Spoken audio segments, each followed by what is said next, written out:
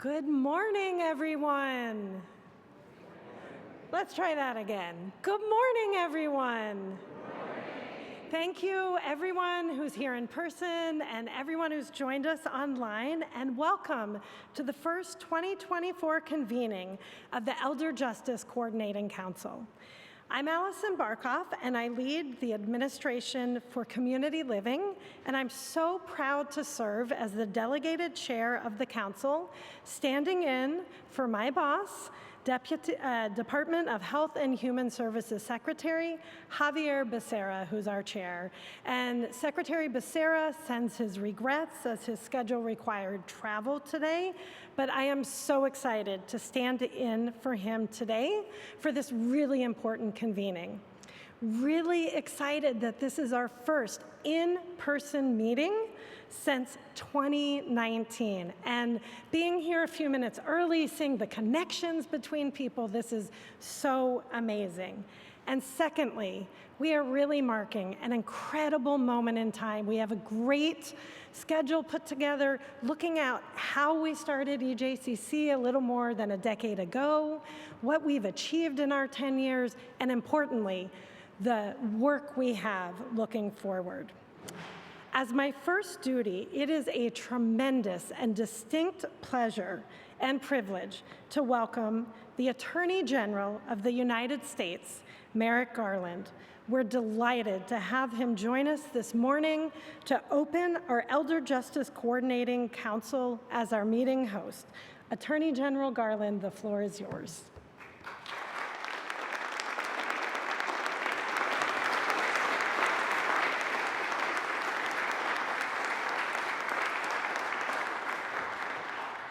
Thank you, Alison. It's my pleasure to welcome all of you to this convening of the Elder Justice Coordinating Council. I'm particularly happy to welcome the Council for the first time to the Department of Justice. Since some of you are new to the building, I want to talk a little bit about this space. The building was dedicated 90 years ago in 1934 with President Roosevelt in attendance. During the Clinton and Bush administration, it underwent a massive renovation, but the architects went to great lengths to ensure that the building, including this great hall, retained its historic integrity. In 2001, it was rededicated and renamed the Robert F. Kennedy Building. There's a bust of the former Attorney General on the stage. In this hall, we are surrounded by, of all things, teller windows, or I should say former teller windows. Decades ago, this is where Justice Department attorneys went to get their pay in cash. Before you ask, that was long before my time. But times have changed, and the department has changed along with them. As this group well knows, elder justice is another area that has required us to adapt. When the Elder Justice Coordinating Council had its inaugural meeting more than 10 years ago, we could not have known of the environment we would be operating in 10 years later. Back then, artificial intelligence, that was just sci-fi. Now it's shaping some of the greatest opportunities, but also the greatest risks for elder Americans. Fortunately, our agencies have the wisdom to anticipate that no matter what the future held, our best tactic for combating elder abuse would be working together. And that is just what the Elder Justice Coordinating Council has ensured.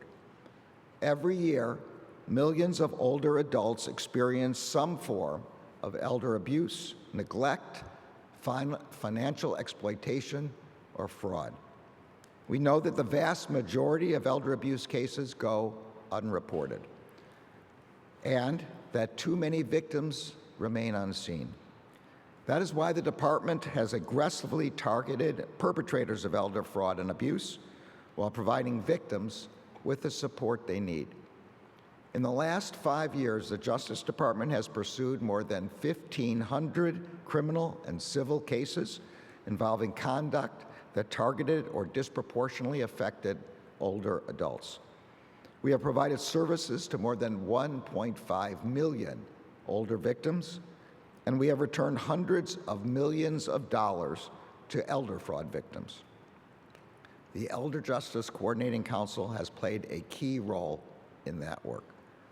Today, the Council is a critical vehicle for information sharing and coordination among the federal agencies in their efforts to address elder abuse and fraud. This has not only enabled us to stay informed of important developments in the field, it has also enabled our agencies to support and amplify each other's work. In recent years, the Council has enhanced the reach of the Justice Department's mass mailing fraud prevention initiative, as well as the Social Security Administration's Slam the Scam Day awareness campaign. This February, the Justice Department, with the support of the Council, held the inaugural National Elder Justice Law Enforcement Summit.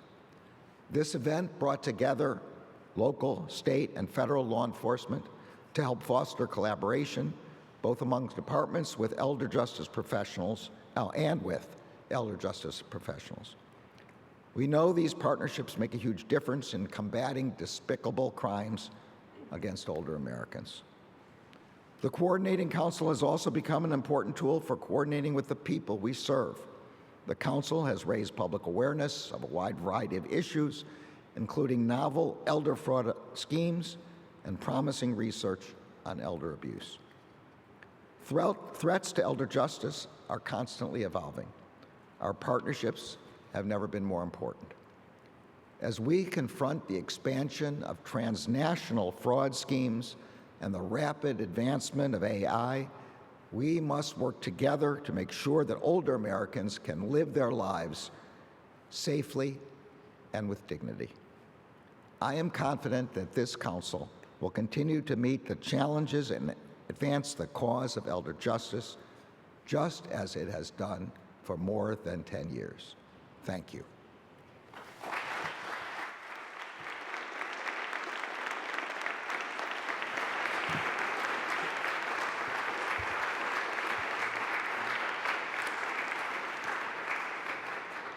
Thank you so much to Attorney General Garland, and thank you to everyone here at the Department of Justice for hosting us in the Great Hall.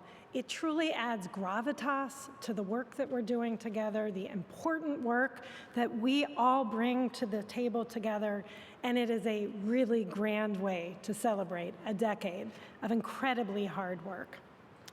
I hope that everyone here in the room and everyone who's joining us online can really get a feel of the atmosphere. I think there is a real optimism and commitment, and I'm really looking forward to the next several hours together. As I look across the table here, across all the departments and the agencies in this administration, you can feel the real urgency around the issues that matter to older adults. I personally see this every day when I come into work at the Administration for Community Living and in the actions of each of our agencies, all 16 that are represented here today, including, of course, Attorney General Garland's Department of Justice.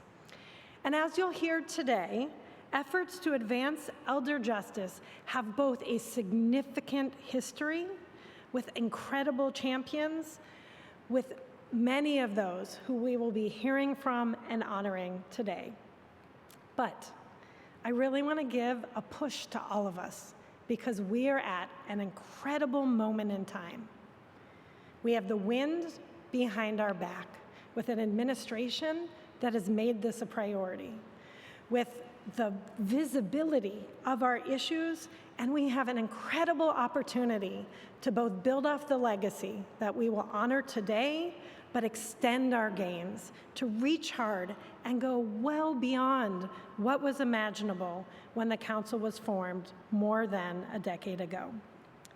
Before we proceed to the program, I want to carry out one of my important duties as the delegated chair, which is welcoming each of the Council members and delegates to this meeting. And again, I want to thank you for being here today, both my colleagues from across the federal government and the people in this room. And I really want to say that each of you are here today because of our common goal and our common shared value of ending elder abuse and neglect. And I want to acknowledge that that is a heavy responsibility for each of us as council members to fulfill our purpose of advancing the cause of elder justice, because it is an unfortunate truth that our society does not always provide the opportunities it should for everyone to stay fully engaged and connected to their communities throughout their life.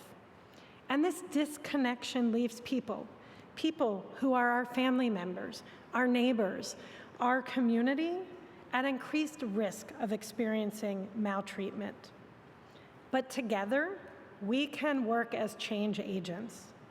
The council meetings and all of the important work that happens in between really highlight our all-of-government approach, a use every tool in our toolbox kind of approach to advancing elder justice.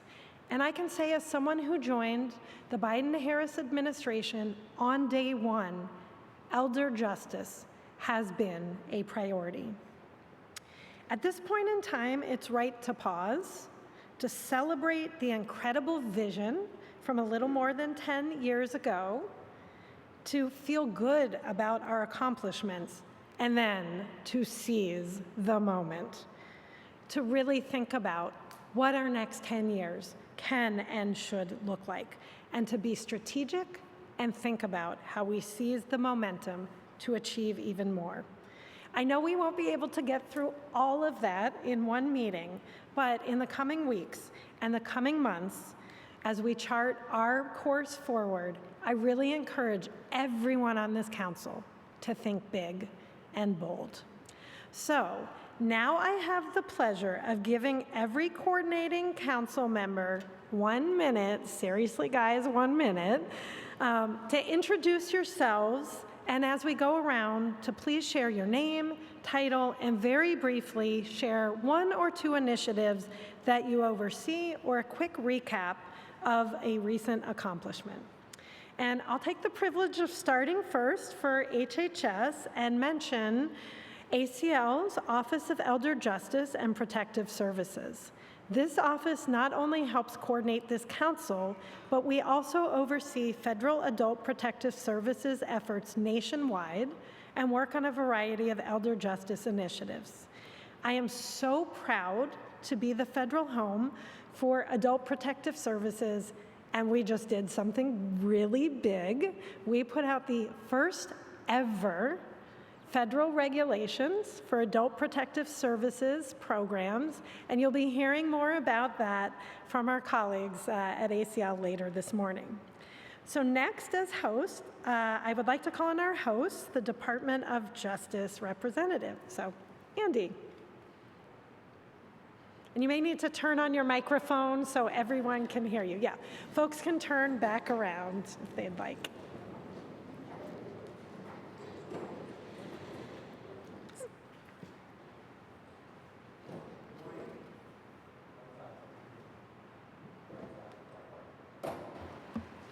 Good morning.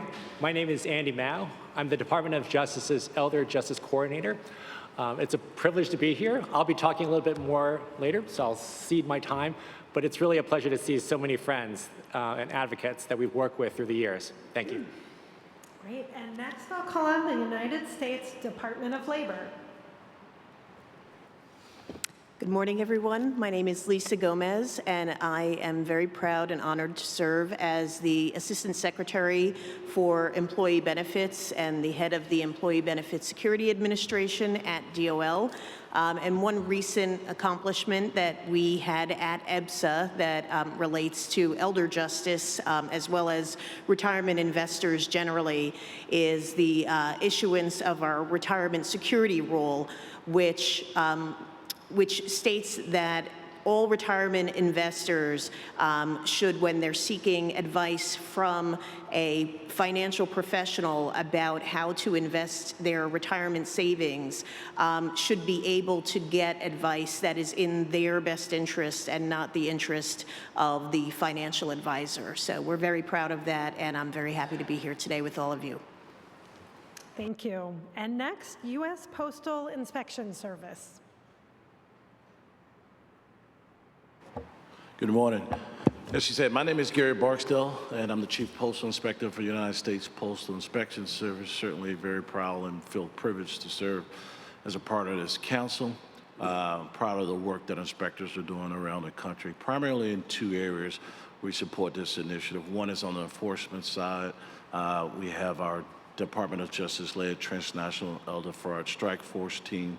But at the time of arrest, we failed our elderly. So our second big initiative really is the work we're doing on the fraud prevention side. So in the interest of time, I'll just encourage you to visit our website, usbis.gov, for some really good public service announcements for our elders. Thank you. Thank you. Securities and Exchange Commission. Great. Good morning. I'm Lori Schock. I'm the Director of the Office of Investor Education and Advocacy at the Securities and Exchange Commission. I just wanted to highlight a couple of the initiatives that the SEC has undertaken since becoming a member of this esteemed council. One of the biggest accomplishments during this time period has been the Trusted Contact Rule, which allows firms to have individuals add a trusted contact to their account before they run into an issue, and it gets beyond some of the privacy issues that firms had. Also, there's an ability to delay transactions if there's suspected elder abuse or financial fraud here. And those are big initiatives for us. And from the investor education perspective, we do an annual public service campaign. And last year's campaign focused on older Americans as investors. And this year's campaign, which will launch next week, continues that as a multi-generational campaign to get the whole family involved. As we all know, we can't do it alone. We need everybody helping in this area. Thank you very much. Thank you. Federal Trade Commission. Good morning, everybody. My name is Lois Greisman. I have the honor of serving as the FTC's Elder Justice Coordinator. I also oversee a lot of law enforcement initiatives where we see older adults disproportionately impacted by scams. One example is a recent law enforcement action in which we secured $18.5 million against Publishers Clearinghouse, alleging that it misrepresented that you had to make a purchase in order to secure the prize. We also at the FTC do an annual report on fraud affecting older adults, and that encapsulates our law enforcement work, our public outreach and educational initiatives, and also provides in-depth data analysis of how fraud impacts older adults based upon the millions of consumer reports we receive every year. Thank you. Thank you. Department of Housing and Urban Development.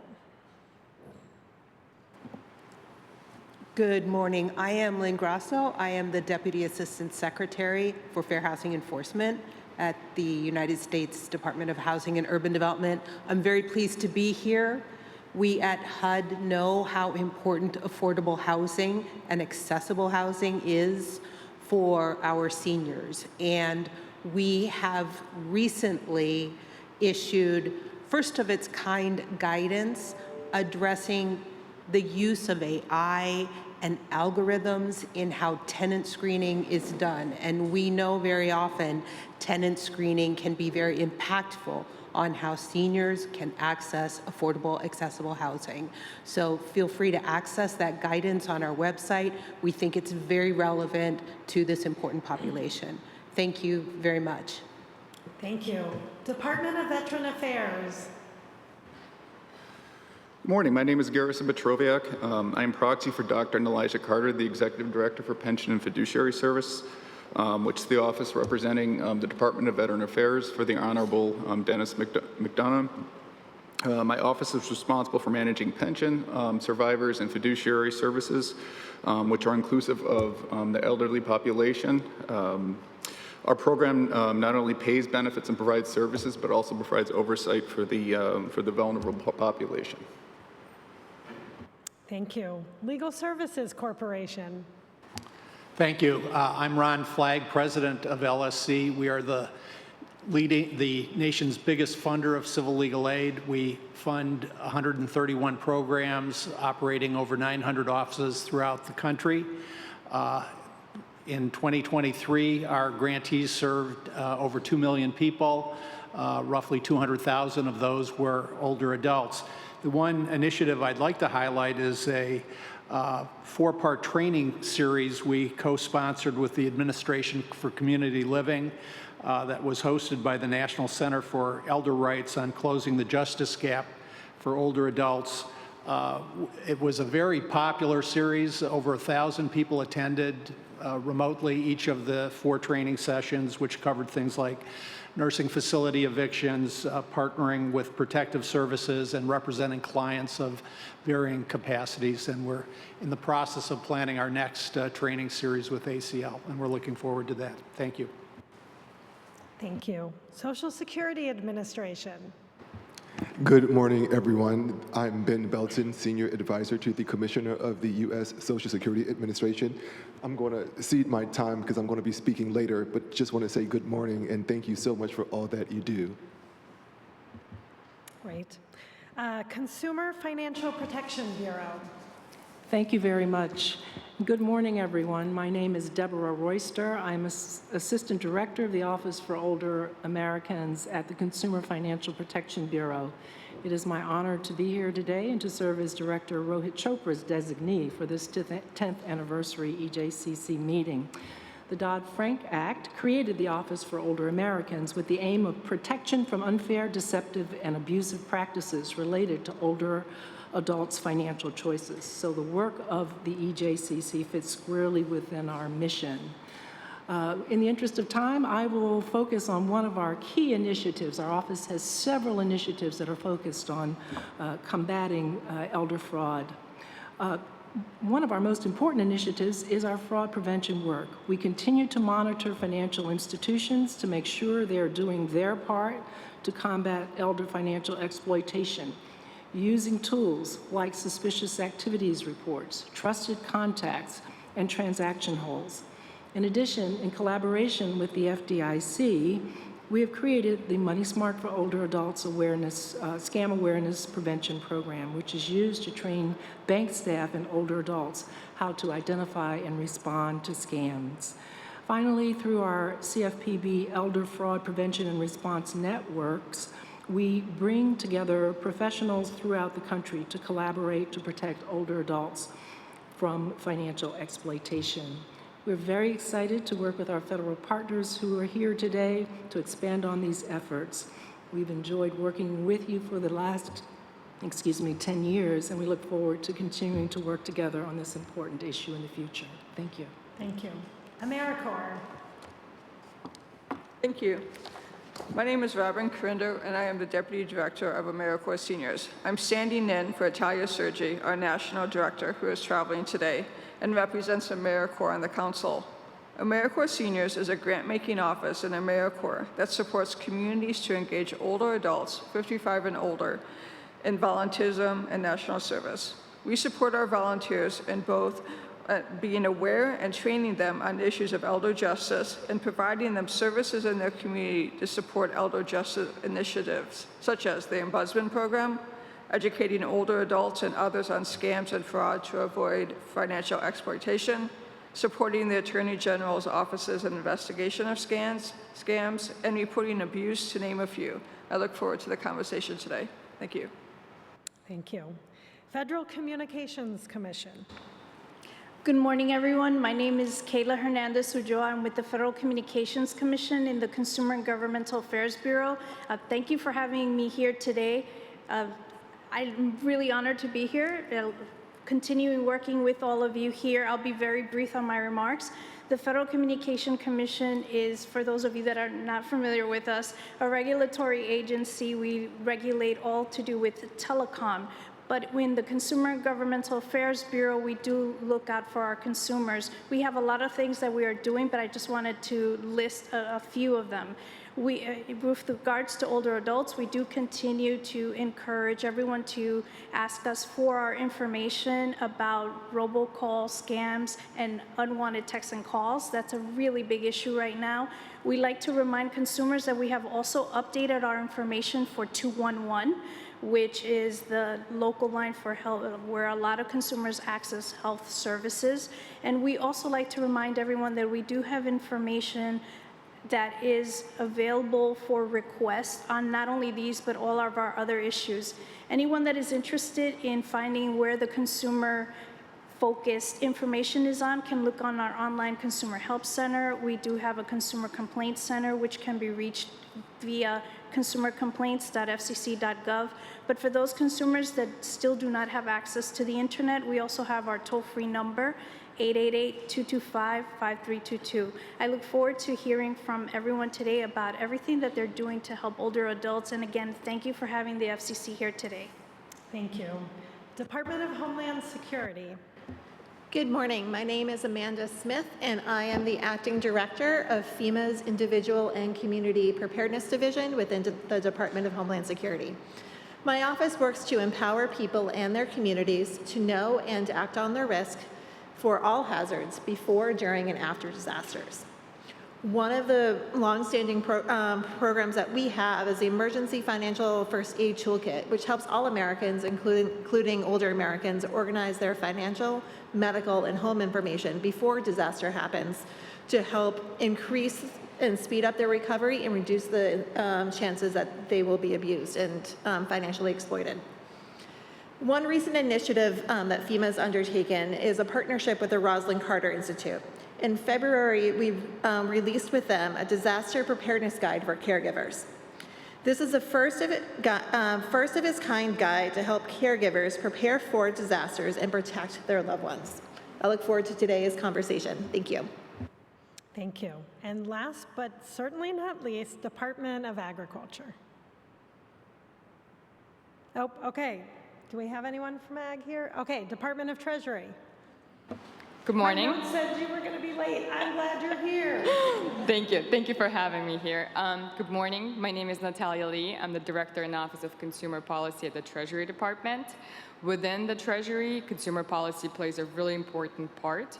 Mostly, we produce policy analysis on developments in financial services that impact consumers and coordinate and manage the Financial Literacy and Education Commission. The Financial Literacy and Education Commission is an interagency body chaired by the Secretary of the Treasury and dedicated to advancing financial well-being through education and literacy. The Office of Consumer Policy currently serves as Treasury's designee for the Federal Trade Commission Advisory Group established in September 2022 pursuant to the Frauds and Scams Reduction Act to better identify and help prevent frauds and scams targeting older adults. Importantly, this advisory group recently produced a user-friendly, streamlined reference sheet outlining messages and outreach best practices that could be used by all stakeholders in their communications efforts around fraud prevention for older adults. During our upcoming Financial Literacy and Education Commission meeting on July 10th, the colleagues from the Federal Trade Commission will discuss this document in more detail and the work that has gone in to produce it. I encourage you all to tune in. It's a public meeting. Thank you for including Treasury in this important work. Glad to be here. Thank you. Thank you to each of the coordinating council members and delegates, and truly, every time we gather, and I've had the privilege, I think this might be maybe my 6th or 7th meeting with you all. It's great that you're not little boxes on screens. I'm just so impressed at what each agency is doing and the incredible commitment. So, we're not having just a regular meeting today. We are actually celebrating today. And so the agenda has really been developed with that in mind. We'll start by taking a moment to reflect on where we've come from. And I am so excited for our upcoming panel. And what would an in-person meeting be without a few fireside chats? And then we'll talk about really what we have achieved. And then, of course, a big piece is for us to look forward.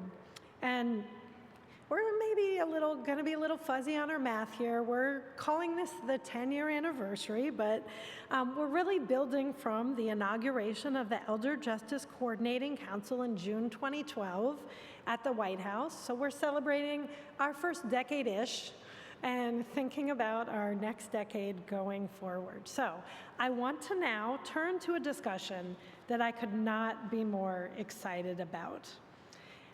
And I'd like to call Kathy to come on up. As part of our retrospective look on the work of the Council, we are truly honored to have with us today an incredible elder justice champion and staunch advocate, former Assistant Secretary for Aging, Kathy Greenlee, and I'd invite you to come take a chair. Kathy participated in conversations nationally, at the White House, and with Congress throughout her tenure as Assistant Secretary. And most importantly for us today, Kathy was pivotal in the early conversations regarding elder justice and this council, and served as the first chair of this council. Kind of big shoes to fill standing up here, Kathy. Kathy has just an incredible, deep understanding of aging issues from her time in federal service and her 18+ years in Kansas state government, where she served in many high-level positions, including as Secretary of Aging under then Kathleen Sebelius. Today, Kathy serves as chair of the National Council on Aging's Board of Directors and as president and CEO of Greenlee Global, where she's continuing her incredible work addressing elder abuse and neglect. So I am going to come sit down next to Kathy, and I'm really excited to relive a little bit some incredible history. Okay, welcome. Can people hear us okay? Okay, great. Kathy, you made elder justice one of your top priorities when you became Assistant Secretary for Aging. There are so many issues that older adults face. Why did you pick that one? I will tell you, I would like to do an acknowledgement. Before I do, I just want to acknowledge the importance of the Attorney General coming. Having Attorney General Garland here is a big deal. The very first actual convening, we announced it at the White House in June. The very first convening was in October 2012, and HHS Secretary Kathleen Sebelius was there. Attorney General Eric Holder was there in person. And the success of this council depends on that level of leadership at the federal level, so having the Attorney General here is huge. I also want to acknowledge Lance Robertson, who's sitting here on the first row, who succeeded me as Assistant Secretary for Aging. And when Lance and I had the traditional welcome to the job phone call, we talked about this council and the importance of this council and keeping it elevated at a high level within the federal agencies so that it can be successful. So I just want to give a shout out to Lance, who also has chaired this council. For me, yes, I came to Washington 15 years ago knowing I would work on this issue. There are, that was like reciting my whole life, there are two primary reasons. One, 40 years ago, which is kind of shocking to me, I was trained to be a volunteer at the domestic violence shelter in Lawrence, Kansas, and did about 5 years of work in the domestic violence field. So I have this passion for just the justice issues in general. From that, I really have a perspective of how far behind we've been in the elder justice work, how far behind elder justice is from child protective and child abuse work, domestic violence work, and sexual assault. I then started to see the issue of elder financial exploitation and elder abuse through nearly every job I had in state government, including my very first job as an Assistant Attorney General. So in 1992 or 93, I was in the Consumer Protection Division. I'm a lawyer. This is what I migrate to. I love being in this building. I had a paper sack full of mail delivered to me, and it was from Federal District Judge Richard Rogers in the District of Kansas. His aunt was being financially exploited through junk mail. This is before computers. This is when we were working with boiler rooms, selling hot lists, and I worked with many federal agencies as a young attorney on trying to tackle financial exploitation. And the issue of elder abuse then continued to show up in every job I had in the state. So we're here celebrating a decade-ish of EJCC. Kathy is the one who called me out on the 10-year anniversary. It's 12, I was there. Yeah, I know. But 12-year anniversary celebration doesn't sound as good, does it, y'all? So, as someone who myself has been in and out of government, I call myself an advocrat. I think you're one of those too. You know, everything has to do with inside, outside, partnerships, the role of government, and the role of advocates. And I just really want to call out in this room, because maybe people online can't see, the incredible advocates who I know have made Elder Justice Act and EJCC what it is because of your advocacy. So can you tell us really how the EJCC came about And please touch on both the incredible work and push that happened from the inside, but we want to really recognize the important work that happened on the outside to make this happen. So I've been really honored to do this work. It's deeply meaningful to me, but I've always considered it a medley relay, and I'm either the second or the third leg. There are people who've been doing this work much longer than me, and I risk losing or not naming the right people, but I at least have to acknowledge M.T. Connolly and Laura Mosqueda, who are here, Sid Stahl and Edwin Walker. I am not the first generation of this work. I came to this building on the work that they had already done.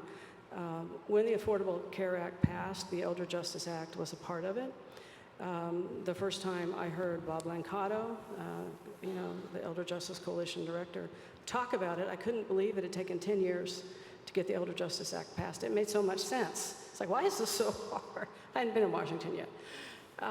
It just made so much sense. And so really it was the work of other people that I built upon, and could then use, and did use, the Elder Justice Act itself as a bit of a roadmap for myself, a template for myself on, okay, well, this is what these smart, passionate advocates think we should do. Which pieces of this can I do? And standing up the Elder Justice Coordinating Council was one of those pieces. Building a national database for adult protective services was another. In early 2012 was an presidential election year. In early 2012, someone from the White House called me, and it was an election year. We'd like to do an event for seniors. How about we do an event on elder abuse? And they agreed. And I had been working with the White House for a year or so at that point, and they agreed to let us put together something on elder abuse. So for World Elder Abuse Awareness Day, and Stephanie and Edwin walked this walk with me, June 14th, 2012, we did the first ever convening at the White House. Some of you all were there. I remember my closing remarks, because I said, I hope we looked at historically and considered that event epic, and I think it was. But the thing with the White House, any White House, is you get ready to do an event, they want to look good. So in the lead up to the event, we were able to secure things. It's like, let's stand up the Elder Justice Coordinating Council. So they announced that at that event. They also gave us, through AOA, we weren't ACL, well, maybe we're a month old as ACL. They gave us $6 million in innovation funding, and that money still exists. And we've had $6 million a year every year since then to help build the field. Those are the things that we were able to build because of a convening and the support of the White House. So we're today kind of looking at where we came from and where we're going. So I have to ask you, really, what were your hopes as you were standing up EJCC and knowing where we are and what we've achieved over the last decade-ish? Where did your hopes match up with what we've been able to do? There was a GAO report that was published right about the time I came to Washington that I carried around as a bit of a calling card, because I talked about elder abuse for years in every speech, so I would hold up this report. Greater federal leadership could improve our national response. It's like, what national response? But I could help with the federal leadership piece, that we needed the federal government to show up. The first time I met with state adult protective services directors was in California, which is a county-based system. So they have 58 APS programs, and I met with them, and I have lost all track of time at this point, but a very long time ago. But I was the first federal official that the state APS directors had ever met with. There was no involvement or role for the federal government. And it's not that the federal government had never done anything, but it was so diffuse and scattered that there was no core anchor support. So to me, the greatest thing the EJC has been able to do, is just elevate the issue, coordinate the issue, and something as basic as having the federal government of the United States show up. They had not shown up before. So in my last question, we've clearly grown across the federal government. And again, when I look at the people we have many interagency working groups and councils, y'all really show up. I mean, really show up and roll up your sleeves. What do you think some of the important issues are for EJCC? What's your call to action for this group as we look forward to our second decade? I've had some time to reflect on the last 10, 12 years of work, And I can see success in elevating profile, visibility, commitment, a broadened support of, increased support of a broad coalition. I think that the greatest work in front of us is to move from recognizing elder abuse to looking for it, that we need to screen for elder abuse. And when we find it, we need a response that's more robust than simply making a call to Adult Protective Services, that we must do maybe APS plus, that what each profession needs to develop is what I refer to as a standard of care. So if the banker sees it, calls APS if they're required to, what does the banker do? If a doctor sees it, calls APS, what does the doctor then do? What is the care that we should provide to individuals, regardless of profession? Until we know what professionals and the public, really, but especially professionals, should do themselves, we won't really get upstream to looking for it. And until we look for it and start to recognize the risk factors in front of us, I think we won't really get to prevention. And prevention is about mitigating risk and understanding what people are seeing in front of them as it develops. Kathy, that's a big paradigm shift, but having worked with this group of colleagues for the last 3.5 years, I feel confident that we can start moving forward. Kathy, I just really want to thank you for coming in today. Kathy flew in just for this, in and out today. It is, we all stand on your shoulders, and you stand on, as you recognized, and we will hear from in a moment, the shoulders of many before us. But I just want to thank you for your commitment, not just when you were in this role, but continuing to push us. It's good to have people from the outside holding us accountable, and it's really been just such an honor and pleasure for all of us to hear your reflections today. So if we could give Kathy a big round of applause. Thank you. Thank you, Kathy. Thank you.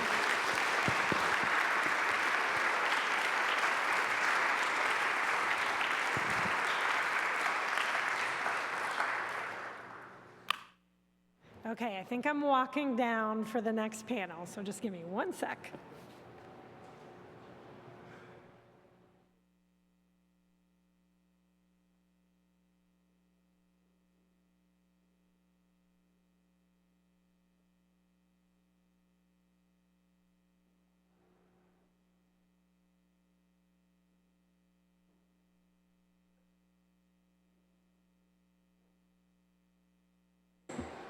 Okay, where I feel most comfortable at the table with each of you as my colleagues. There really have been so many accomplishments since the inception of EJCC, and it's really my pleasure during the next segment of the meeting to provide you with more insight on what exactly the Elder Justice Coordinating Council has accomplished.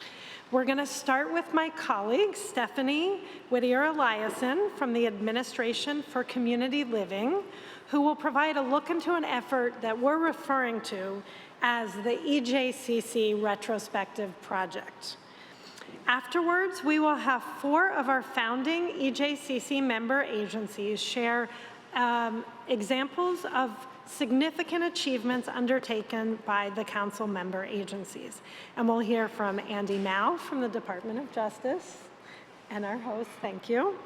Carrie Benson, my colleague from the Administration for Community Living, Lois Greisman from the Federal Trade Commission, and Ben Belton from the Social Security Administration.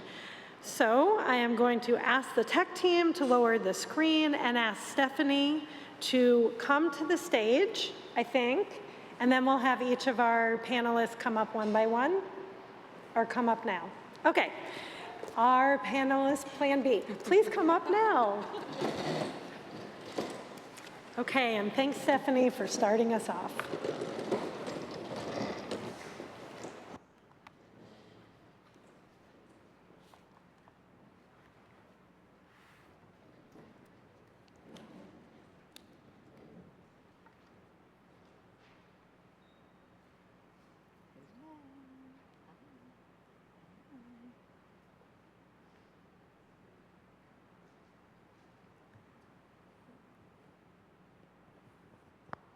It's your choice.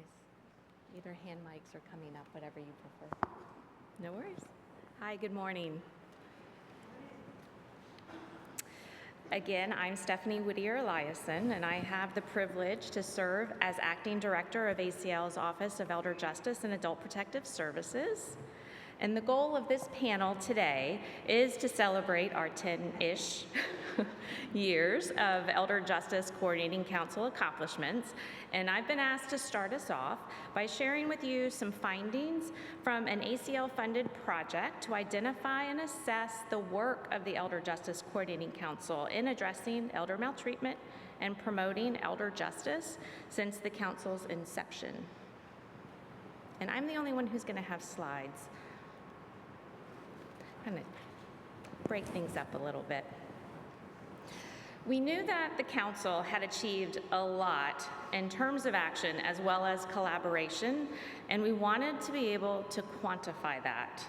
So last fall, ACL contracted with Social Policy Research Associates, or SPRA, to conduct a retrospective study of the EJCC's work since the inaugural meeting in 2012. So there were three components of this work. First, SPRA conducted a comprehensive inventory of the council's work, which involved essentially a broad web search and review of websites for information that was still currently and publicly available.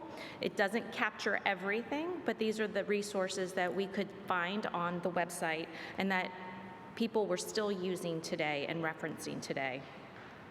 We also analyzed the previous Elder Justice Coordinating Council reports to Congress and recent submissions for the next biennial report.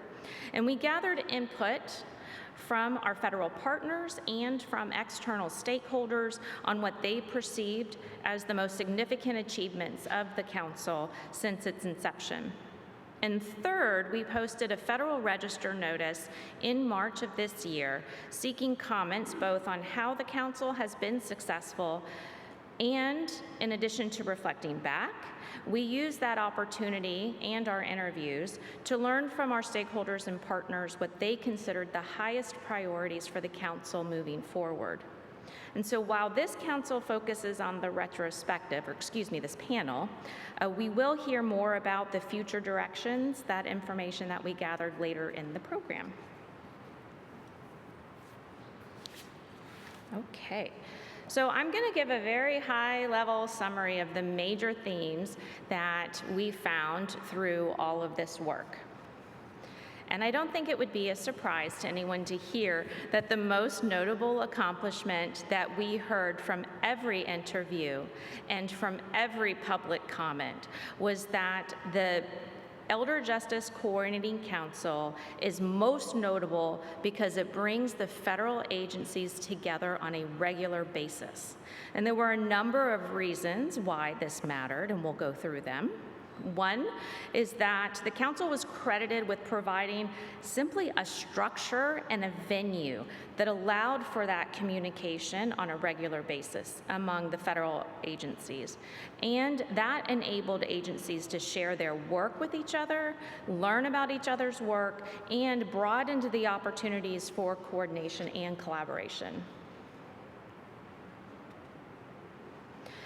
Bringing agencies together also created an environment where relationships were built, silos were broken down, and a cohesive body for elder justice in the federal government emerged. The Elder Justice Coordinating Council brought agencies together and raised the level of awareness of elder abuse and elder justice across federal agencies and up and down our federal hierarchy and our organizations. As more agencies and more levels of leaders are involved in the council and as awareness rises, so rises our accountability and collective action towards elder justice. Okay, but what did we actually count? Mind you, this was a pure count of non-duplicated items. So what does that mean?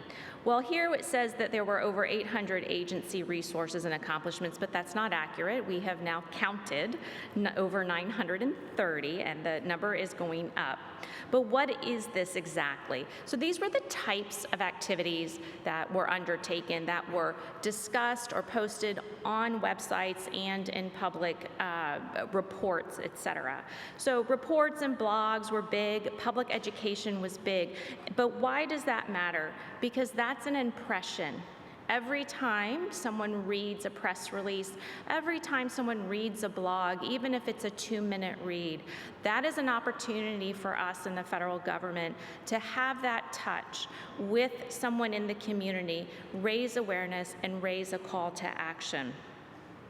Now, when I said non-duplicated, what I meant was one of the things that we do in this council is collaborate and coordinate. We never do anything by ourselves, and which is a good thing, but those efforts are only counted once. So if you had 3 agencies working on something, it's not counted 3 times in our numbers. So these are unique items.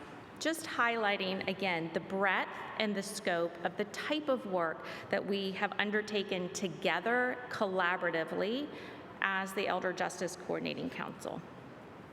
So I'm going to spend just a very few minutes running through ridiculously fast a number of examples of our agencies coordinating together since the inception.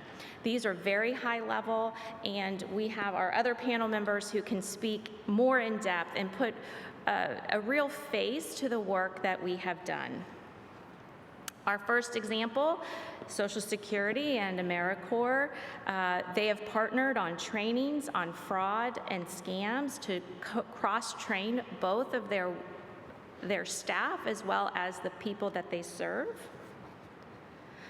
HUD and Veterans Affairs, this may not seem like an Elder Justice Coordinating Council activity. However, when we are talking about issues such as housing security and benefit security, HUD and VA, for example, are also talking about ways to protect yourself from frauds and scams and ways to identify them. Members have partnered to educate the public, as we've heard, on investment fraud, such as this example between the SEC and the CFPB.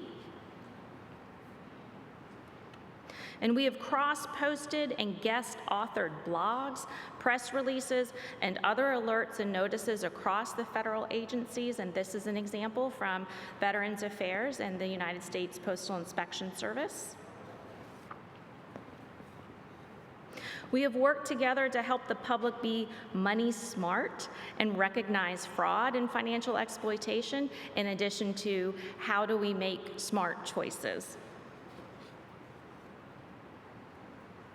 And the relationships that we've fostered have enabled us to respond quickly to new and emergent needs, such as when we came together to educate older adults about COVID-19 scams. And again, we leverage opportunities such as the retirement toolkit between Social Security, the Department of Labor, and HHS to incorporate information about staying safe from fraud and abuse. And these last 2 efforts I'm going to highlight truly exemplify the collaboration that was brought together by the Elder Justice Coordinating Council.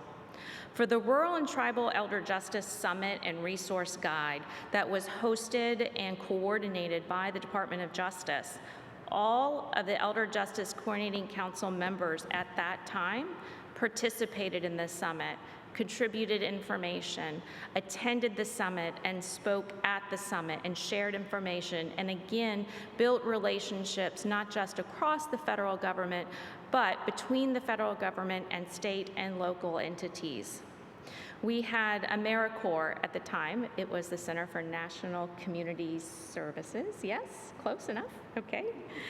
Department of Interior, the Federal Trade Commission, HHS, Securities and Exchange Commission, the United States Department of Agriculture, Social Security, the Postal Inspection Service, and Veteran Affairs, along with DOJ. And we used our opportunities when we came together as the council to help do planning with DOJ on this event. And the last one is a more recent example between FEMA and essentially everybody on the Elder Justice Coordinating Council.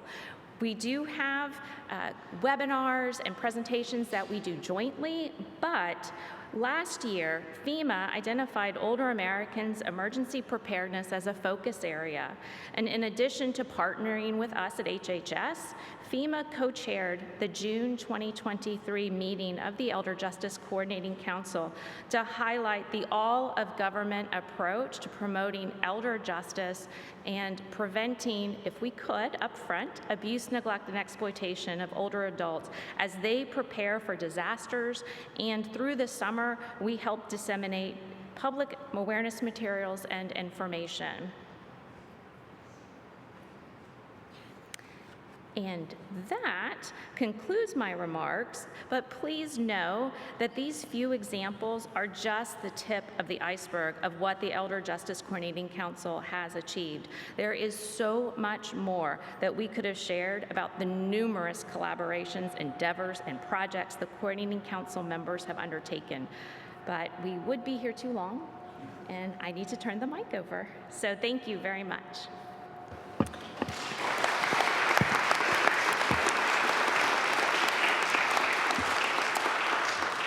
Thank you, Stephanie, and thank you so much for sharing all of that information. Don't turn around. We're going to turn over here. I'm doing a little both ways here. So I am really excited to kind of take what we've just shared on the partnership and dig a level deeper, as Stephanie just shared, and we will be hearing now from a subset of our member agencies on a few key achievements by the council. Andy Mao from DOJ will start us off. Andy?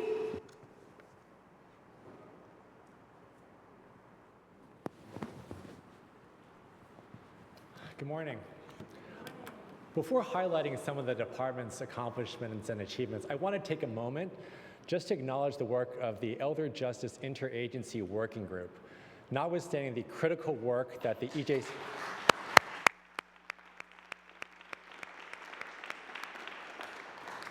Notwithstanding the very lofty and important work that the EJCC does, the Interagency Working Group, which has been in existence even longer than the EJCC, are the staff-level group that supports the EJCC. They meet regularly. These are devoted, dedicated public servants that are passionate about what they do. And they are the sinews, they are the tissue that binds our work. We talk regularly about all these issues, and all of that eventually feeds into the great work of the EJCC. But without the staff-level interagency working group, very little could be accomplished. So we are grateful for many of them who are today with us, and those who couldn't make it. Shifting gears regarding the Department of Justice's work, the Justice Department has significantly expanded our footprint over the past decade. With an Elder Justice Coordinator in every single U.S. Attorney's office, we've been able to aggressively attack elder fraud, especially transnational fraud schemes targeting older adults. We have supported older victims through the creation of the Elder Fraud Hotline, through the support and development and enhancement of multidisciplinary teams and elder justice coalitions, as well as the funding of programs and organizations that support direct services to older adults. Again, as the Attorney General mentioned, over the past 5 years, the department has funded over 5,000 organizations that provided direct services to over 1.5 million older victims.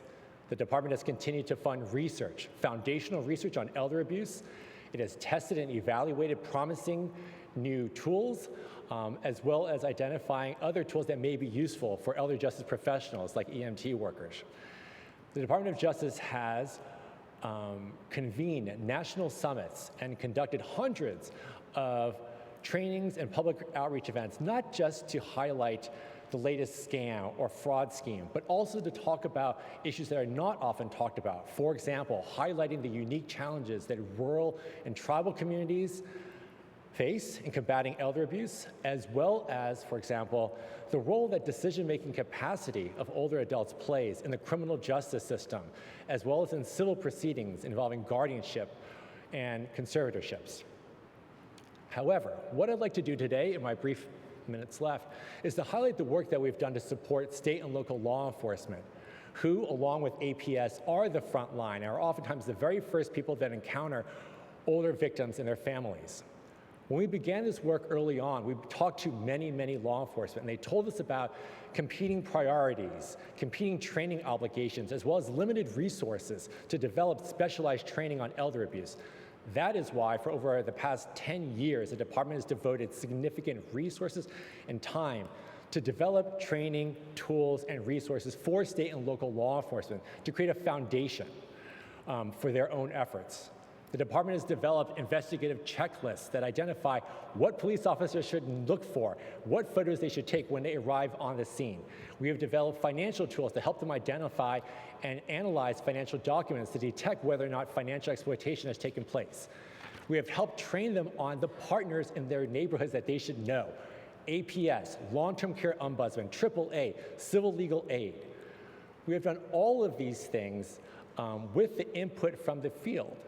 We have developed tools and put them all on the department's Elder Justice website and on EAGLE, the Elder Abuse Guide for Law Enforcement, which we developed with the National Center on Elder Abuse. What I want to flag is that every single one of the resources that we've developed over the past 10 years has been based upon a need identified in the field for us. Then we built them all with input from subject matters and the law enforcement community to make sure that what we were developing was going to be usable by the field. All of the tools, all of the trainings that we've done, including, for example, most recently, for the first time we developed, with support from the FBI, a training on how to conduct forensically sound interviews of older adults. There have been trainings on how to do DV interviews, how to do child abuse interviews. There's never been anything on the unique characteristics and challenges of interviewing older adults, so we developed that, and that is being shared nationwide as well. I would also be remiss in not noting the fact that when the pandemic pretty much shut down all in-person training, the department invested in the development of online training modules on basic elder abuse as well as advanced detective training, all of which we're trying to make available to law enforcement academies around the country and to chiefs of police associations. All of these tools are available for free. All of these tools we got with input from the field, and all of them we also highlighted at the Elder Justice Law Enforcement Summit, which the Attorney General mentioned, where for the first time we had representatives from every single state, law enforcement organizations from every single state, plus the District of Columbia, in one place to talk for 2 days about elder abuse, about neglect, about financial exploitation, about best practices, and what tools were available for them to, again, set a baseline, set a foundation. The last thing I want to say is that none of what the department has accomplished could have been done without the support of the EJCC. The department collaborates regularly with every member on the EJCC, and we have benefited from it. From our collaborations with the U.S. Postal Inspection Service on our transnational elder fraud strike forces, to working with the Department of Agriculture and the SEC in hosting the Elder Fraud Summit, to just the daily conversations we have amongst one another, learning from each other and benefiting from the subject matter expertise of all the agencies. The Department of Justice could not have accomplished much of what we have done without their support, and we look forward to those collaborations for many years to come. So thank you very much.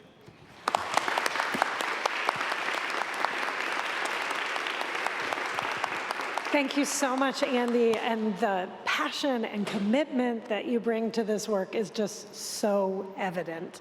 Next, I'm excited to call on my colleague, Carrie Benson from the Administration for Community Living, to share some of our accomplishments at HHS. Carrie? Thank you, Alison.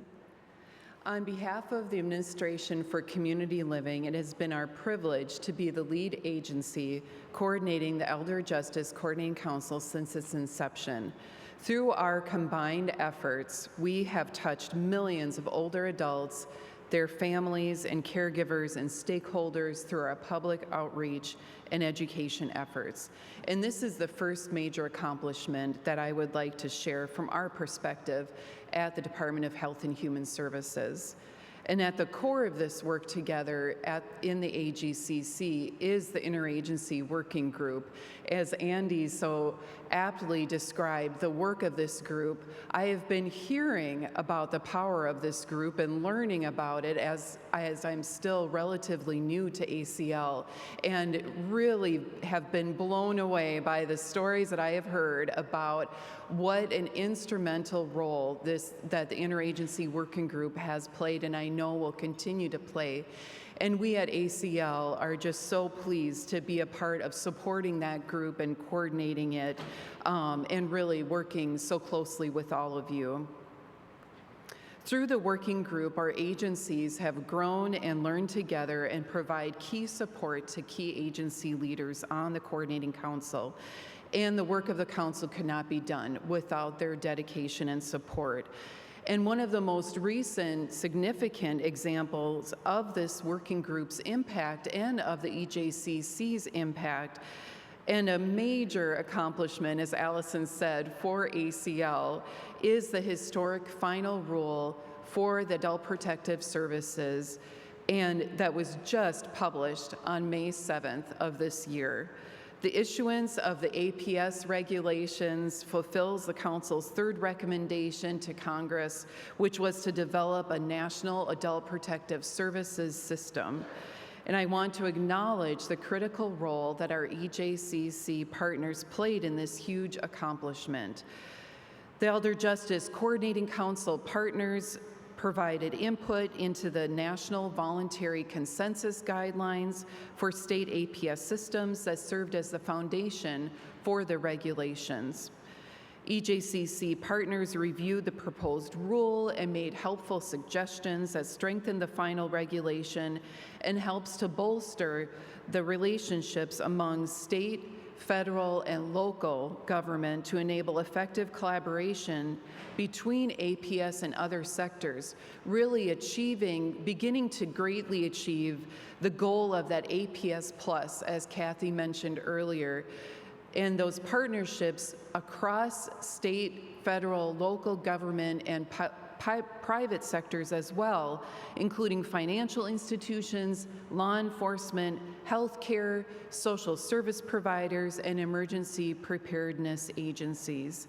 So now in place, the Adult Protective Services regulations will play a critical role in our work to advance equity, improving consistency across our APS systems so that all adults, regardless of where you live or who you are, can receive quality adult protective services as you need them. The Adult Protective Services regulations are important to this administration's commitment to the health and welfare of all people, regardless of where they live. These regulations will help ensure that older adults and adults with disabilities can live healthy and safe lives in the community, complementing other regulations that focus on the health and welfare of people in institutional settings. They advance our work related to social determinants of health, recognizing the important role APS systems play in connecting people experiencing or at risk of maltreatment to critical human services, long-term services and supports, housing, and other community resources. Finally, this administration has been committed to expanding access to home and community-based services.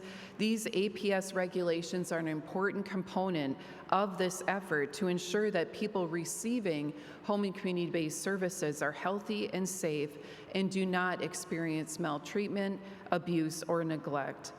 And we believe this is an incredibly important time for us to put out these regulations. For years, there's been a push from Congress, GAO, and all of you to create more federal oversight and consistency in adult protective services programs, and we are grateful to APS programs around the country and their partners and stakeholders, and of course, the Elder Justice Coordinating Council partners who are so instrumental in shaping the new regulations. And I look forward to continuing our all-of-government approach in this area and across the work of the EJCC. Thank you.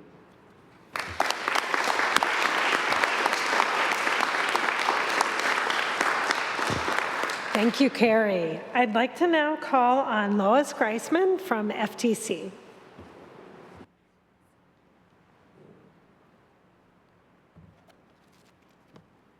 Thank you, Alison, and good morning again. So among the many achievements of the EJCC over the past decade has been its key role as a building block and a force multiplier. Many of us have been able to amplify our impact by collaborating through EJCC, sharing knowledge, expertise, and of course, resources. For example, just 2 days from now, June 14th, many of our colleagues here are doing a coordinated education push focusing on government impersonation in honor of World Elder Abuse and Awareness Day.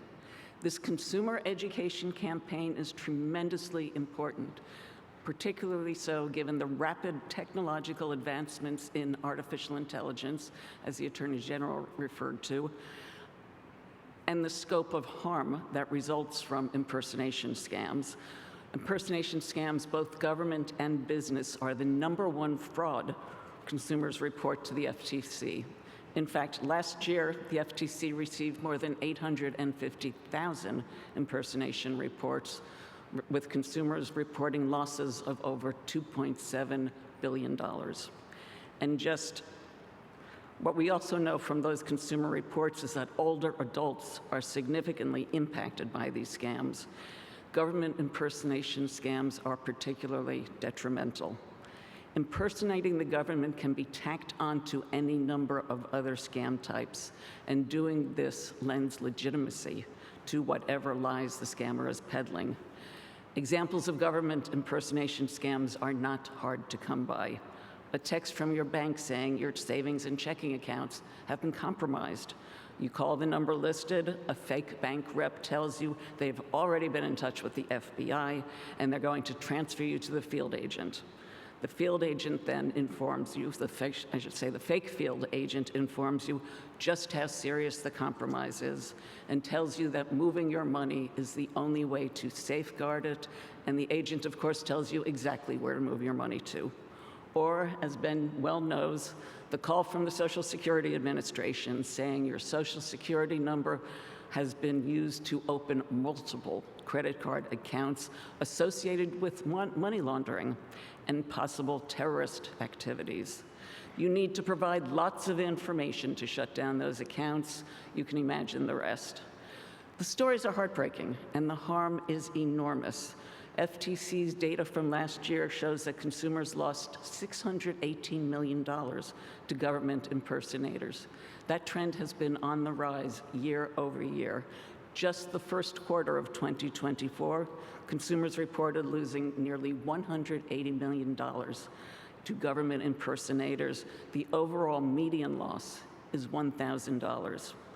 We know that with the force multiplier effect of EJCC, federal agencies will get the word out on how to identify and avoid impersonation scams.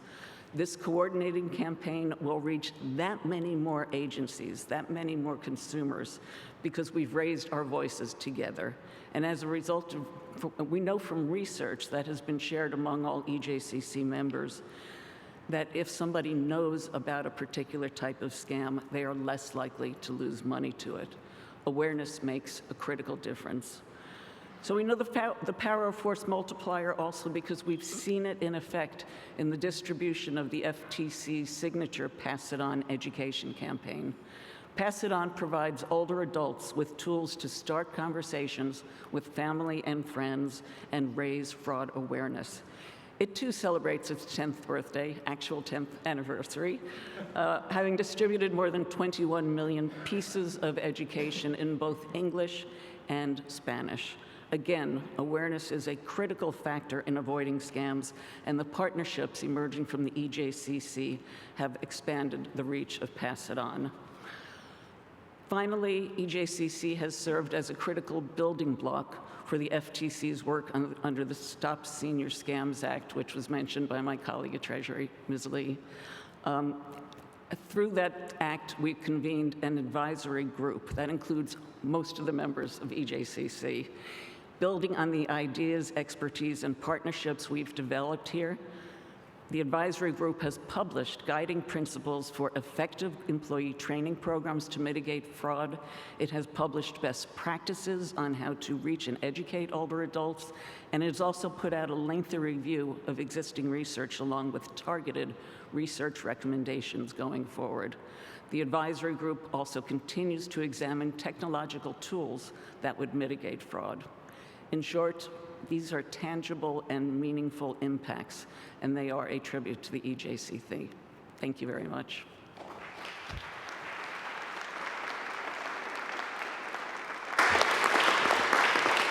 Thank you.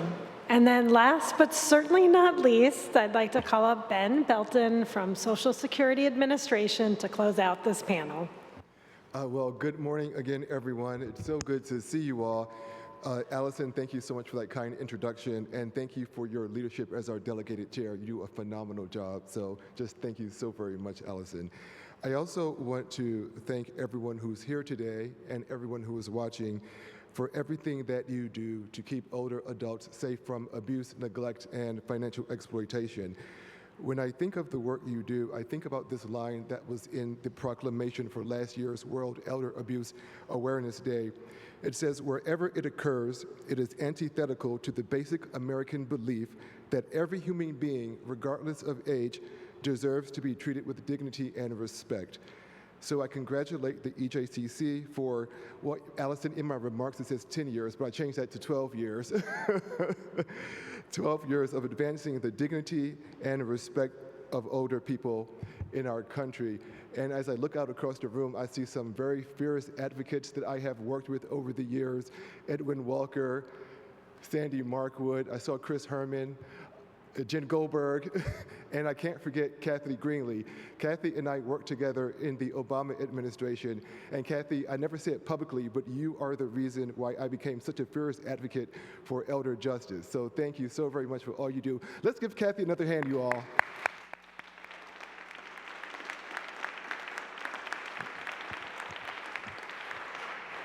So at the Social Security Administration, we've done quite a few things over the last 10 years in support of the EJCC.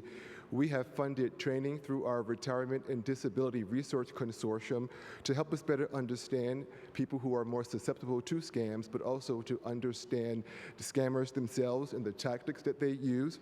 We have set up an intra-agency anti-scam work group or task force in partnership with our IG that works to develop and implement strategies to protect the public and our beneficiaries from scams and financial exploitation. We also have worked very collaboratively with all of our EJCC partners over the years. And one of the biggest successes, from my perspective, of the EJCC is that it brought all of us together, tore down the silos, and helped us to collaborate on solving some really complex and seemingly intractable issues.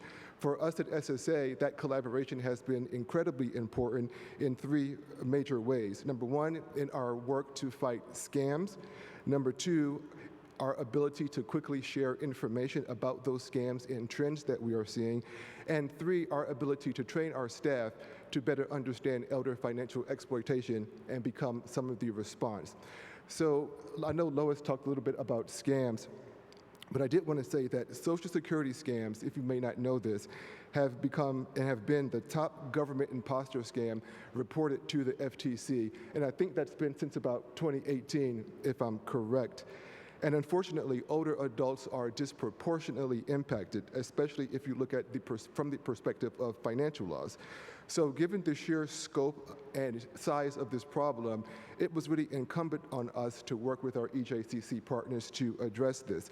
A great example of that collaboration has been the launch of our annual Slam the Scam Day that you heard the Attorney General mention this morning. Every year during the month of March, during the FTC's Consumer Protection Week, we take a dedicated day in an intentional way to focus on slamming the scam. It started out as trying to protect the public and our beneficiaries from Social Security-related scams, but over the years, it has grown to encompass all government imposter scams that impact our beneficiaries. The EJCC has also been very helpful to us as we've expanded our ability to quickly share information about new scams and trends that we are seeing. For example, just this last March, we alerted our EJCC partners of disturbing reports about a scam where scammers were pretending to be RIG agents, and they were showing up sometimes at people's homes requesting money in person. Now, that was extremely disturbing and adds an element of physical danger in addition to financial exploitation. So our EJCC partners helped us to get the word out, and Andy in particular, thank you for your help. Andy helped us to reach law enforcement around the country to alert them about the new scam. So we were not only able to quickly get that information out, we were also able to receive very valuable information and intel about that particular scam, about where it was happening in other places around the country. So thank you and DOJ so very much for that. Lastly, I'll just mention a third area where our partnership with EJCC has been extremely helpful, and that is when it comes to training our staff about elder financial exploitation and how we can be a better part of the response. We worked with ACL in particular, and our thought leader was Hillary Garland. I don't know if she's here today, but if you're watching, thank you so very much, Hillary. Hillary was really instrumental in helping us to develop elder financial exploitation training that was offered to all of our staff around the country. The training focused on recognizing red flags of elder financial exploitation, scammer and victim profiles, and our reporting responsibilities, especially for our staff that are around the country and are more public-facing. To date, almost 19,000 of our SSA employees have viewed the training around the country. It's been quite a success. And this month, we're building on that success by offering another training that will be launched soon, if it hasn't been already, on protecting at-risk adults from abuse and exploitation. It'll go beyond just older adults to other adult populations that are at risk of exploitation and abuse. So all in all, we are extremely grateful for all of the collaboration, excuse me, over the last 12 years. And look forward to the next 12 in the next decade. Thank you so very much, and happy, happy, happy anniversary.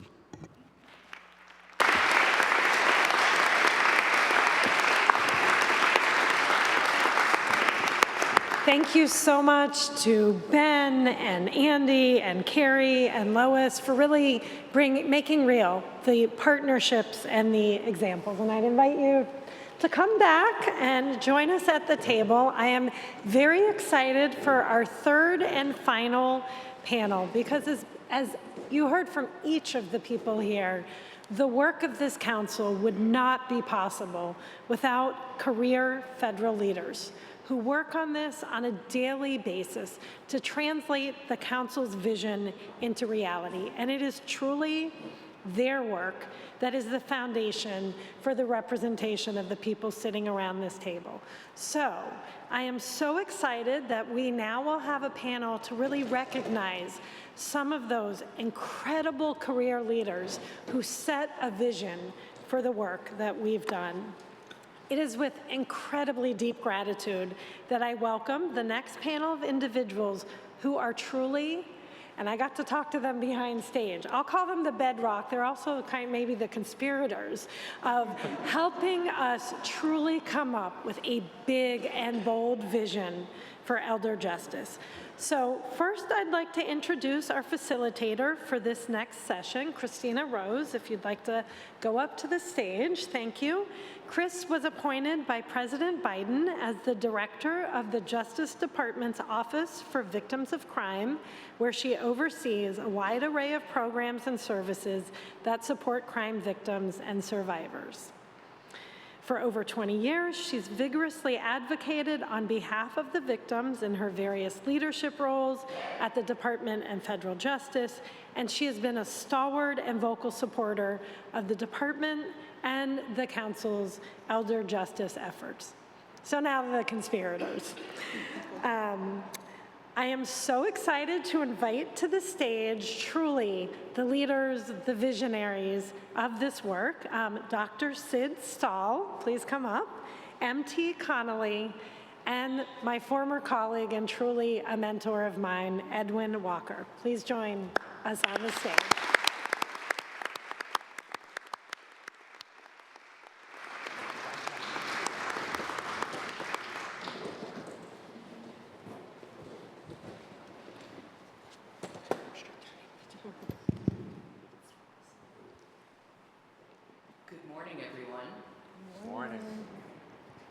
It is my great honor and privilege to introduce and moderate this panel today with these visionaries and thought leaders who helped to establish the Elder Justice Coordinating Council. And it's even more appropriate that I get to be here with you because it's the 40th anniversary of the Victims of Crime Act. And in 1982, when the President's Task Force report came out on victims of crime, they actually identified elder abuse as an issue deserving of attention and of specialized services, and had a number of recommendations. But you know, in a large bureaucracy like the federal government, it's often easier to stick with what is known than to try something brand new. But that is precisely what these trailblazers did. Each has made immeasurable contributions to the lives of older Americans and has enabled countless older adults to live with dignity and thrive in their homes, in institutions, and in communities. And each one of these honored individuals has extraordinary achievements and accomplishments, and it would be impossible to list all of them for you today. So I will provide some highlights for each of them in these brief introductions. So I'm going to start with Edwin Walker. Edwin Walker served until very recently as the Deputy Assistant Secretary for Aging in the Administration for Community Living at the Department of Health and Human Services, a position he held since 1992. Mr. Walker's career of domestic and global aging policy and program development spanned 40 years at the federal and state levels and focused on enhancing the health, independence, and the ability of older individuals to lead active lives in their communities. Among his many accomplishments in promoting elder justice, Mr. Walker oversaw the Office of Elder Justice and Adult Protective Services, which is housed within the Administration for Aging. That office was established in 2014 as the first federal home for adult protective services, and through Mr. Walker's leadership has made monumental strides, including most recently the promulgation of the historic first ever federal regulation of APS and the first update in 30 years of federal regulations implementing the Older Americans Act. Last but not least, Mr. Walker has wisely advised the Elder Justice Coordinating Council since its inception and consistently advocated for greater coordination and an all-of-government approach to tackling elder abuse, neglect, and financial exploitation. Why don't we give him a hand for that?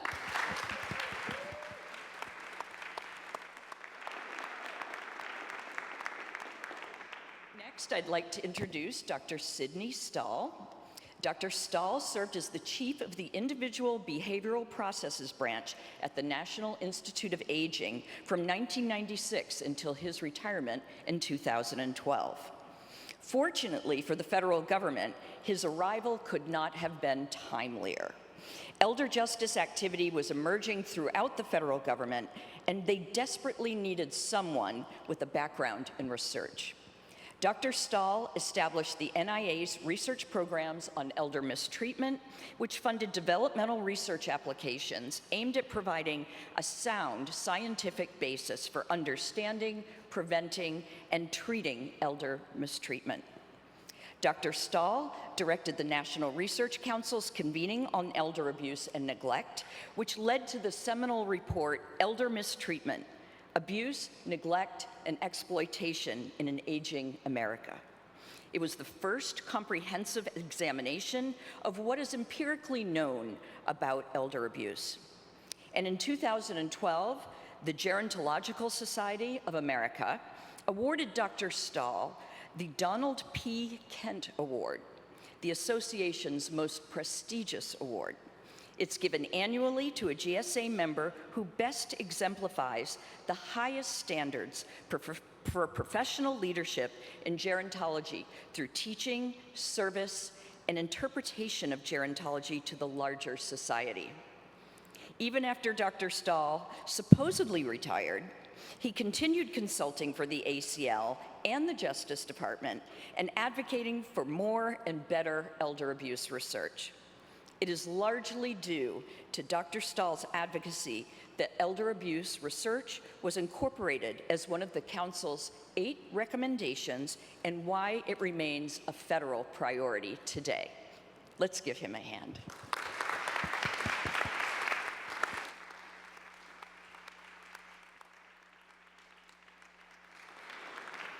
And now I'd like to introduce M.T. Connolly, as she is well known, and she is a proud alumnus of the Department of Justice, where she served as a senior trial counsel in the civil fraud section, and then as the founder and first coordinator of the department's Elder Justice and Nursing Home Initiative.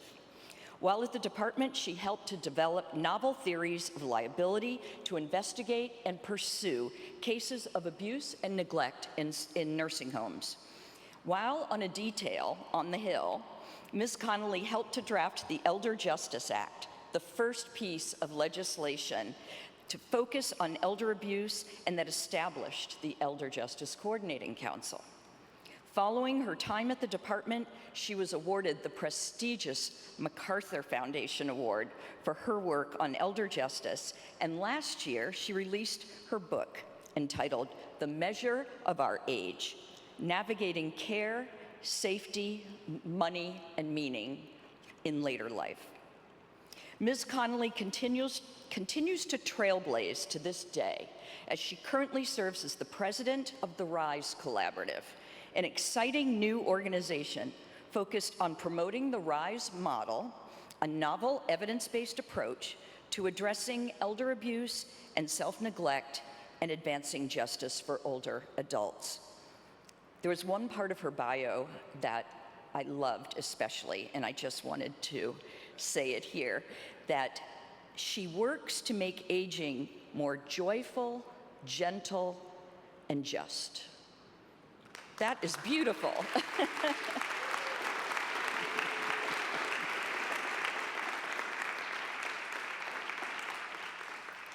So, although today we're focusing on their roles laying the foundation for the Coordinating Council, please thank me for being here, right? Please join me in thanking them for their unwavering commitment and contributions to enhancing the quality of life and independence and respect for all older Americans.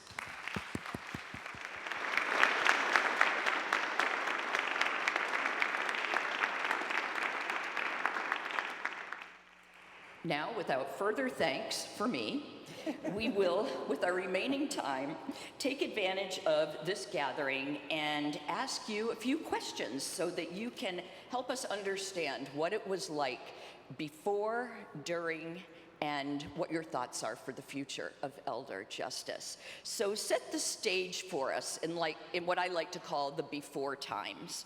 What was it like before the Elder Justice Act came into being? Well, I'll begin. And I want to say this is a wonderful event. Thank you so much. I'm so proud and pleased to be here with MT and Sid and with all of you.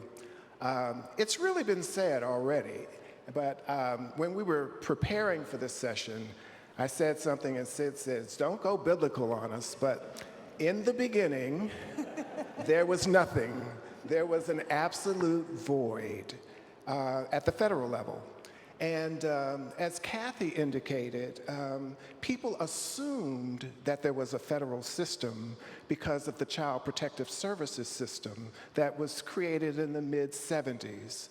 But that was not the case. What we had in this country was by virtue of the good graces of states that had responded to the issues of elder abuse in their respective states, creating laws and guidelines and standards. But what that resulted in at the federal level was that we had no national system at all.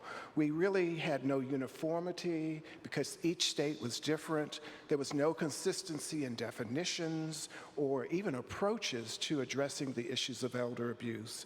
And as a result, there was an inability to determine the characteristics of who was being abused or the characteristics of the perpetrators, and therefore researchers who might have even been interested couldn't determine how best to come up with ideas of how to prevent elder abuse or what the best approaches would be to address the issues of elder abuse or how to prevent perpetrators from continuing to incur elder abuse. And I had come to the federal government from a state where I had served as the Adult Protective Services Director. And so I had a passion for this issue. And I have to say, I wish I had $1 for every time that Bill Benson and Kathleen Quinn came to me at the Administration on Aging advocating that AOA become the federal home for adult protective services. But they were right, and it was the right place and the right time for us to really become engaged in this.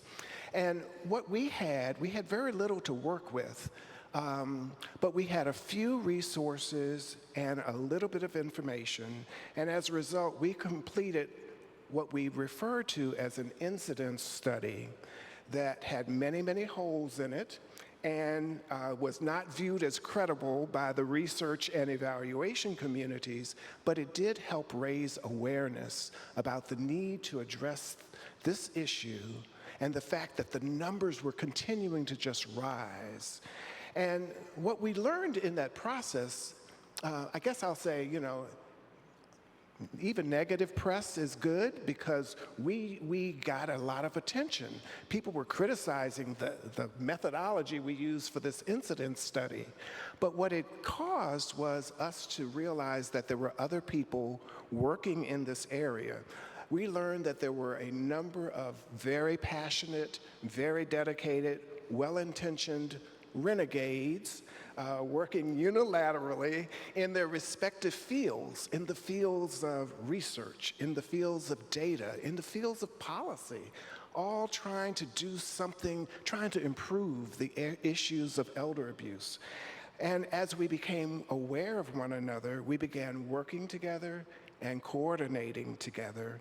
And I think eventually that became this interagency working group that Andy mentioned and others mentioned. And I'm sure MT will have more to say in terms of how we stepped off from that point. Oh, thank you. Is my mic on? Yeah. Thank you, Edwin. And it's incredibly moving to see all of you out there and online. It's elder justice is an inside-outside game, and we couldn't do it without both and everyone in between. But I'd especially like to thank Andy Mao. I started the thing, but you made it real. Thank you. And we started off with nursing homes. There were a series of hearings on the Hill about nursing home abuse and neglect. And so the then Clinton administration sort of was not looking so good because there were enormous problems. And so they started the nursing home initiative, both at HHS and DOJ, but it was in name only initially. And so it was first called the Nursing Home Initiative when we were bringing cases of the type that Susan Lynch has been bringing for these many years. Thank you, Susan.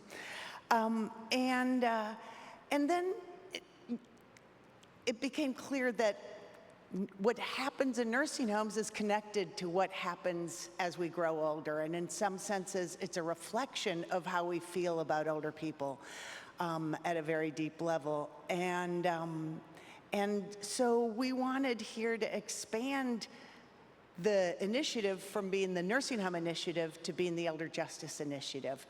And so, as some of you who have been feds know, that there's an interregnum, like when the Clinton people were leaving, but before the Bush people had actually settled in, basically I changed the name from the Nursing Home Initiative to the Elder Justice Initiative. And Sid and I and other colleagues, Brent and others who are here today, started the Elder Justice Working Group because we figured at the staff level, we can talk to each other. And talking to each other is a really powerful thing because we can coordinate, we can share information, we can try and understand what the world looks like through the eyes of other people. And so as we did that, it was like, oh, look, there's a Child Abuse Prevention and Treatment Act that was enacted in 1974. There's the Violence Against Women Act that was enacted in 1994, but there's no Elder Justice Act. And there was an attempt in the 1980s, but that failed. And so, sort of in my infinite naivete, I thought, oh, yeah, that shouldn't really be a problem, and managed to get that detail that Chris mentioned. And we worked on the Elder Justice Act, and it seemed like kind of a no-brainer. We got a ton of input, some of it on the record, some of it perhaps off the record, not naming any names here, but people took real risks in trying to guide us, and for that I'm incredibly grateful too. And as my co-conspirator Lauren Fuller, who was then Senate staffer, said, we were basically picking outfits for a signing ceremony that never happened because the law languished and it languished and it languished, and it was finally enacted with the Affordable Care Act, but it got no money for 5 years, and then really just what are trifling funds in federal terms, and then a little bolus with COVID money, and then back to trifling sums. And so what you're seeing here today in the form of the Coordinating Council, in the form of what Kathy was talking about earlier, those $6 million in innovation grants. I mean, what has been accomplished has been by sheer dint of will by the people who have been the supporters of that law and of elder justice in general, and that is really incredible. And we need to do a whole lot better to make what the aspirations of the law and the work real. And I guess I'll just, so I'll leave it there. You'll leave it right at that? Yeah. Let me ask you a question, Dr. Stahl. How did the research become such a critical part of the government's work on elder abuse? I think I can try and answer that. Let me give you a little bit of background in terms of my role in this thing. My wife was a child protective service worker. We had marvelous conversations about risk, about outcomes, about programs and so forth. And I began to realize that of all the years that I was a professor at Purdue, of all the research that I had done and all the stuff that I'd ever read, don't remember seeing anything in my literature in medical sociology or social gerontology about elder abuse. So after I came to NIH, I asked my director if I could take a week and just to go into the library and to go online to figure out what was going on. And by noon on Monday, I was back in the office. Okay, it's a bit of an exaggeration, but there was basically nothing in the literature, in the scientific literature on elder abuse very few. There was one article, a marvelous article by Mark Lax, who found that if a person had contact with Adult Protective Services, they had an all-cause one-year mortality 3 times that of a matched population. I figured that being in contact with APS was not killing them. So there's something else had to be going on in the literature. So I asked our director if I could put out an RFA, a request for applications, for the first elder abuse initiative at NIA, and I was resoundingly rejected. But the consolation prize was the book, the study that Chris mentioned by the National Academy of Sciences, which was called Elder Mistreatment, Abuse, Neglect, and Exploitation in an Aging America. I'm going to give you 2 quotes from that I think is very telling about the state of the art in 2003. Quote, "There is no solid understanding of the nature, causes, and consequences of elder mistreatment, the effectiveness and cost of current interventions or measures that could successfully be taken to prevent it or to ameliorate its efforts." 2003. And again, later in the book, no efforts have been made to develop, implement, or evaluate interventions based on scientifically grounded hypotheses about the causes of elder mistreatment, and no systematic research has been conducted to measure and evaluate the effects of existing interventions. So several $100,000 later, and they came to the same conclusion that I had reached by noon on Monday, 2 years earlier. Fortunately, at that point, Stephanie Whittier-Eliason was assigned to our branch as, I think, a presidential management intern or something very close to that, and she helped me draft the first RFA for elder mistreatment. And the research at NIA continues today. I know there's been at least one other RFA that has been led in the community. At the same time, MT somehow found me, and we had many lunches downtown, and out of that came the idea of the Elder Justice Working Group, which Brent Cheverko also was heavily involved in AJS. I tried to retire from NIH, and I was successfully retired for, I think, 2 days and a weekend before Edwin and Stephanie found me again and asked me to come to work for Justice on a part-time basis. And out of that, I helped develop the scientific portion of the first Elder Justice Coordinating Council meeting. I thought I was done, and then Andy found me. After I tried that and worked on bringing some scientific knowledge in the literature to the Elder Justice Initiative, and especially their website. So in the beginning, there was zip. And I think that through the efforts of NIH, through the efforts of this coordinating council, I think we've come a remarkable distance. Does that sort of answer your question? You did a wonderful job of answering my question. MT, it looked like you had something to say. Yeah, I just want to talk about one of Sid's other roles.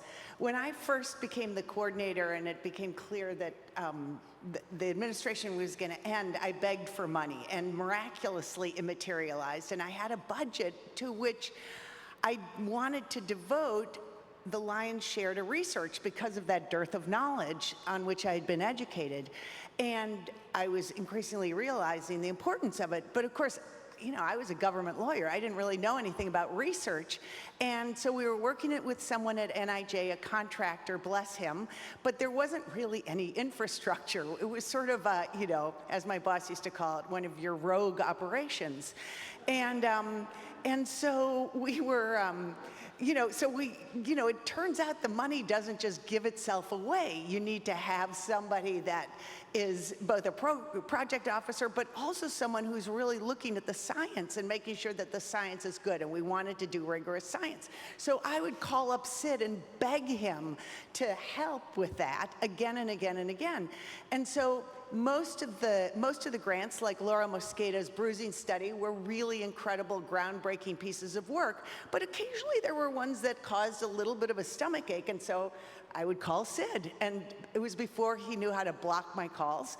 And so finally he, in exasperation, said, "Why do you always make me be your middle finger?" It's like, well, I'm well able to use my own, but I don't know how to use it in this context. But the other thing that's worth noting here that's really revealing is that when Sid retired in 2012, they had a lovely retirement party for him at NIH, and I went. And they talked about all of his many accomplishments, and not a single word was said about his contributions to the elder abuse field. And so finally, I was just sort of gobsmacked by that, and so I stood up and said that I felt compelled to tell them about his secret relationship with, and secret role in really helping lead the government effort on scientific progress in the elder justice field. So, Sid, we all owe you a huge debt of gratitude. Thanks, MT.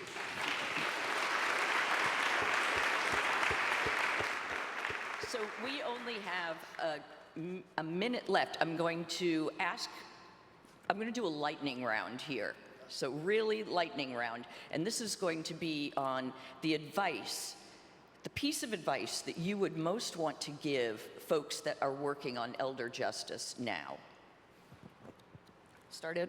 I would encourage people to continue on. Remember the initial strategy used by the Elder Justice Coalition and others as they were trying to get initial congressional support for the Elder Justice Act, which was to sort of put it in people's faces of, is anyone against protecting older people? It's a simple process.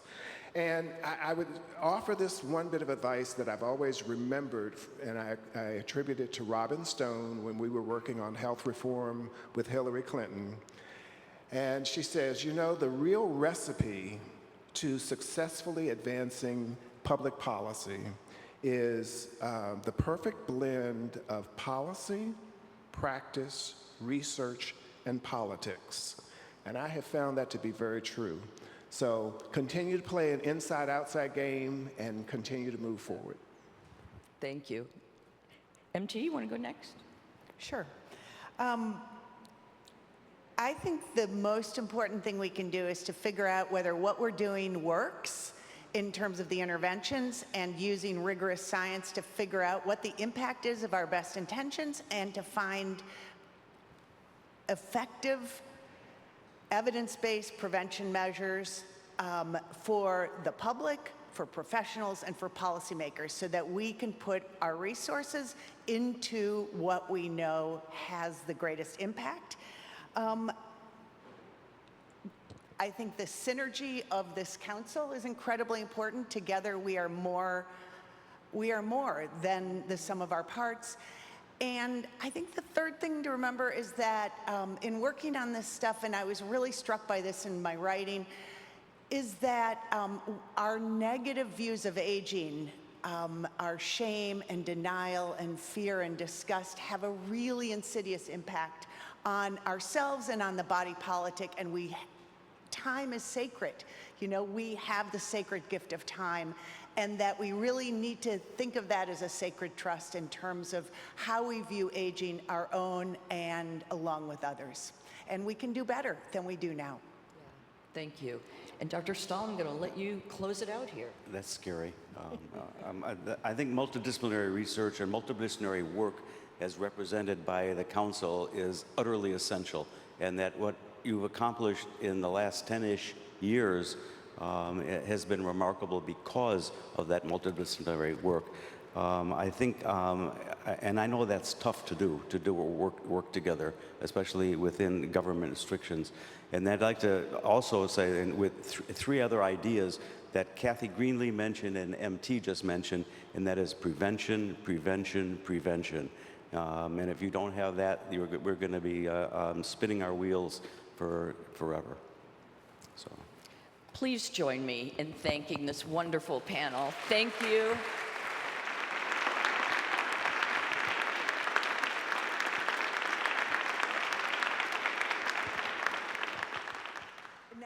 Thank you so much, Chris and Sid and MT and Edwin. And I'll invite you back to sit down as we close out.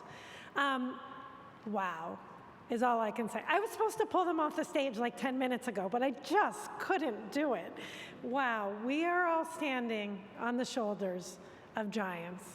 Giants with passion and commitment, vision, strategic, and I truly hope that everyone takes from what we've heard today a renewed commitment and passion, and really the idea that we can achieve so much more together. I was supposed to spend like 10 minutes talking about what's next. I think Stephanie covered some of that, and let me just say the call to action to the council and to the working group is, okay, we've spent the day patting ourselves on the back, we've done good, and as you've heard from everyone, we have a moment in time. We can't stand on our laurels, and we need to think big, and we need to think bold. So that's the charge, not just from me, but that we heard from really visionaries in the field. Again, I just want to thank everyone here today, both for the people who helped start this, the people who really created the vision, for all of the career and leaders, career and appointee leaders who have really, over the last decade, taken this nascent idea of working together can turn into a big thing. And really, when we hear the accomplishments from each of you and the things that we highlighted, it's incredible. And finally, just ending with we have a lot to do. We have the wind behind our back, that mix that Edwin was talking about. We have brilliant policy, we have programs.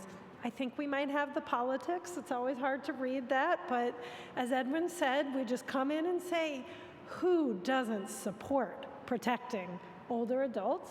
And I think we can get there. So I would just like to extend a huge thank you first to the ACL team who worked so hard over months and months and months to pull this together.